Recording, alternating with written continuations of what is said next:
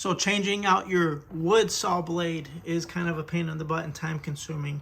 Be very easy if you could just use it interchangeably for wood and an occasional aluminum cutting project. This one is carbide tipped with 40 teeth.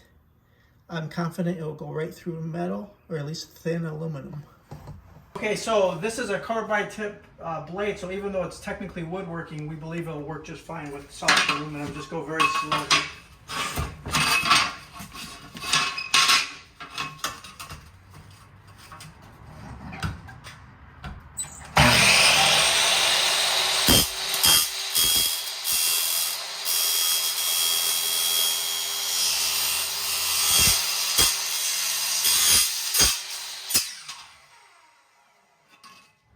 If there's any excessive burrs or anything, you want to use a file to clean that part up, but this looks good.